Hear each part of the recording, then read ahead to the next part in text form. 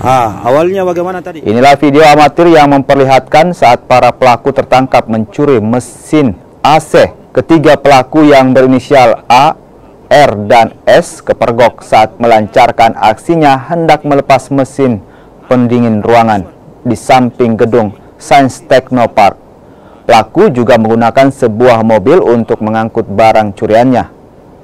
Ketiga pelaku selanjutnya digelandang ke Polsek Tamalan Raya Kota Makassar. Para pelaku disangkakan pasal 363 KUHP tentang pencurian dengan ancaman hukuman 7 tahun penjara.